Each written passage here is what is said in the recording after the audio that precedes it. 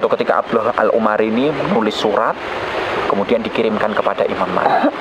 Ya, ketika sampai kepada Imam Malik, dibuka oleh Imam Malik. Apa isi suratnya? Isi suratnya adalah ngajak Imam Malik untuk ikut ninggalkan ngajar, ninggalkan mencari ilmu, ikut beribadah.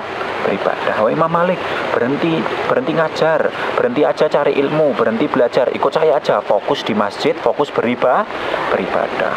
Kita sama-sama beribadah menyembah Allah Subhanahu wa taala. Beribadah baik enggak? Baik. Mencari ilmu baik enggak? Baik. Berdakwah baik enggak? Mengajarkan ilmu baik? Baik. Artinya ini dua-duanya amal yang sama-sama baik. Makanya akhirnya Imam Malik menuliskan balasan. Dikirim ulang ke Abdullah Al-Umari. Apa surat balasannya Imam Malik? Ya, Imam Malik menulis di situ.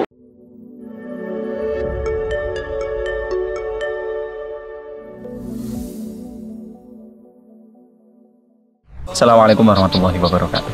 Waalaikumsalam warahmatullahi wabarakatuh. Alhamdulillah, salatu wassalamu ala rasulillah wa ala alihi wa sahbihi wa mawalah ba'd. Allahumma salli wa sallim ala rasulillah wa ala alihi wa sahbihi wa mawalah ba'd.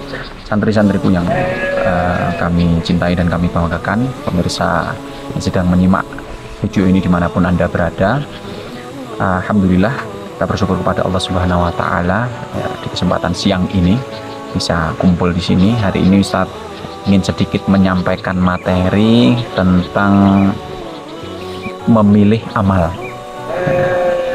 di dalam surat Al-Isra. Ya, dalam surat Al-Isra Allah Subhanahu wa taala mengatakan qul kullu ya'malu ala syakilatih. Ya, silahkan masing-masing beramal sesuai dengan syakilati bentuknya.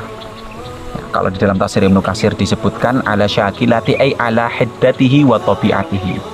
Silahkan beramal sesuai dengan keahlianmu, sesuai dengan karaktermu. Artinya apa? Di dalam Islam ini, setelah kita wajib mempelajari ilmu-ilmu yang fardu ain, kemudian hal-hal yang wajib, maka wajib juga kita lakukan secara sempurna dan baik. Silahkan pilih amal-amal sunnah sesuai dengan kemampuan, keahlian, dan kecenderungan kalian masing-masing. Tahu sahabat Bilal bin Rabah? Tahu. Sahabat Bilal bin Rabah itu kata Rasulullah, "Wahai Bilal, amal apa yang menjadi unggulanmu? Kok saya dengar sendalmu itu sudah sampai di surga? Suara sendalmu aku dengar di surga." Orangnya masih ada di dunia, tapi suara sendalnya sudah terdengar di surga. Rasulullah penasaran, kepo kalau bahasa orang sekarang. Kamu punya amal apa Bilal, kok suara sendalmu udah duluan di surga, sendalnya udah duluan, orangnya masih di dunia. Maka sahabat Bilal mengatakan, aku selalu menjaga wudhu dan sholat sunnah 2 rakaat setelah wudhu. Di zaman Rasulullah SAW ada ibu-ibu yang kerjaannya bersih-bersih masjid. Ya, bagus atau enggak? Bagus. Ada ibu-ibu yang kerjaannya bersih-bersih masjid. Nah, suatu ketika ibu-ibu ini meninggal. Kemudian ada beberapa sahabat yang menyolatkan dan menguburkan, tapi tidak disampaikan kepada Rasulullah karena mungkin ya ketika itu namanya ibu-ibu biasa, tidak dianggap terlalu penting. Ya, ini ibu-ibu biasa sudah cukup lah, tidak perlu sampai Rasulullah tahu, sudah cukup yang mensolatkan, sudah banyak yang mendoakan. Tapi ketika Rasulullah berangkat ke masjid, tidak ketemu ibu-ibu ini yang biasa bersih-bersih masjid. Rasulullah bertanya kepada para sahabat, mana ibu-ibu yang biasa bersih-bersih masjid? Sudah meninggal wahai Rasulullah. Loh, kenapa saya tidak dikabari? Karena sudah banyak yang menyolatkan, sudah banyak yang mendoakan, sudah banyak juga yang mengiringi jenazahnya wahai Rasulullah. Maka Rasulullah SAW mengatakan, tunjukkan aku kuburannya. Kemudian setelah ditunjukkan, Rasulullah SAW sholat gaib di sana dan juga berdoa. Bersih-bersih masjid, amalan yang remeh nggak? Semua orang bisa bersih, tapi ibu-ibu ini dikenal dan dikenang oleh Rasulullah karena ini jadi amalan unggulannya, selalu bersih-bersih masjid.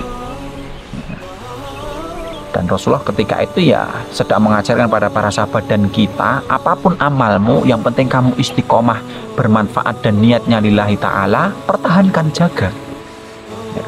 Dan sahabat juga gitu. Sahabat dulu punya keahlian dan kehebatan masing-masing. Kenal sahabat Khalid bin Walid? Apa yang kita kenal dari sahabat Khalid bin Walid? ahli perang, ahli pedang, ahli perang. Sampai dijuluki Saifullah, ya, pedangnya Allah. Khalid bin Walid. Apa amalan unggulannya? Jihad fisabilillah, perang. Bahkan disebutkan Khalid bin Walid ini kalau perang tidak pernah kalah. Tapi kita tidak pernah disebutkan berapa hadis yang dihafalkan oleh Khalid bin Walid, berapa banyak Al-Quran yang dihafalkan oleh Khalid bin Walid, berapa banyak harta yang disedekahkan oleh Khalid bin Walid. Karena memang amalan unggulannya jihad fisabilillah. Ya, ada juga sahabat Abdurrahman bin Auf. Apa yang kita kenal dari sahabat Abdurrahman bin Auf? Sedekahnya, kaya raya dan sedekah, termasuk dalam beberapa perang dan beberapa jihad, sedekah yang banyak. Akhirnya yang terkenal dan sampai kepada kita adalah amalan harta sedekah. Jadi nanti apapun cita-cita kalian, ya, ada yang pengen jadi bisnismen, ya, banyak harta, pastikan nanti hartanya bermanfaat. Pakai itu untuk sedekah. Jadikan itu amalan unggulanmu. Ada yang pengen jadi ustadz, berarti beramal pakai ilmu dan dakwah. Jadikan ilmu dan dakwah itu jadi amalan unggulanmu. Bahkan mungkin kalau nanti akhirnya ada yang hanya jadi tukang bersih-bersih, tidak apa-apa, jadikan itu amalan unggulanmu. Nanti kamu akan masuk surga sesuai dengan amalan unggulanmu. Nah, terakhir Ustadz pengen nutup satu kisah. Kisah ini kisah antara Imam Malik dengan salah seorang ahli ibadah yang namanya Abdullah Al-Umari. Ya, Abdullah Al-Umari ini seorang ahli ibadah. Kalau Imam Malik ini seorang ulama ahli ilmu. Ya, suatu ketika Abdullah Al-Umari ini menulis surat, kemudian dikirimkan kepada Imam Malik. Ya, ketika sampai kepada Imam Malik, dibuka oleh Imam Malik. Apa isi suratnya? Isi suratnya adalah ngajak Imam Malik untuk ikut ninggalkan ngajar, ninggalkan mencari ilmu, ikut beribadah. Oh, Imam Malik, berhenti ngajar, berhenti aja cari ilmu, berhenti belajar, ikut saya aja, fokus di masjid, fokus beribadah. Kita sama-sama beribadah menyembah Allah Subhanahu wa taala. Beribadah baik enggak? Baik. Mencari ilmu baik enggak? Berdakwah baik enggak? Mengajarkan ilmu baik? Baik. Artinya ini dua-duanya amal yang sama-sama baik. Makanya akhirnya Imam Malik menuliskan balasan, dikirim ulang ke Abdullah Al-Umari. Apa surat balasannya Imam Malik? Imam Malik menulis di situ, Innallaha ta'ala qasamal a'mal kama qasamal arzaq. Allah itu sudah membagi-bagi amal sebagaimana membagi rezeki. Ada orang yang dimudahkan pintu ibadah, pintu sholat, pintu puasa, pintu itikaf di masjid seperti kamu. Tapi kalau saya merasa amal yang dibukakan untuk saya adalah belajar, kemudian mengajar, dan juga berdakwah, menyampaikan ilmu. Jadi kita tidak perlu sama-sama saling iri. Kita berlomba-lomba saja dalam kebaikan. Insya Allah masing-masing kita berada dalam kebaikan. Ada yang gampang puasa, tapi baca Qur'annya jarang-jarang. Ada yang sholatnya rajin, bukan cuma sholat wajibnya, sholat sunnahnya juga dijaga, tapi hampir tidak pernah sama sekali puasa sunnah. Ada juga yang mungkin semangat mencari ilmu, tapi mungkin ibadah-ibadah sunnah yang lain tidak dilaksanakan. Ya. Tentu kalau bisa dilaksanakan semua lebih baik. Punya harta banyak, sedekah, sholatnya juga bagus, sholat wajib, sholat sunnahnya, baca Qur'annya juga kuat, juga kenceng. Tapi misalnya pun tidak punya semua, pilih satu amalan unggulan yang itu kamu pegang, dan itu jadi amal spesialmu hingga nanti akhir hayat. Sampai kamu nanti dikenal dengan amalan unggulanmu. Sebagaimana sahabat sampai ke kita amalan-amalan unggulan mereka. Ya, Utsman bin Affan sampai ke kita cerita tentang hartanya. Bilal tentang sholat setelah wudhunya dan juga amalan adzannya. Khalid bin Walid dengan jihadnya.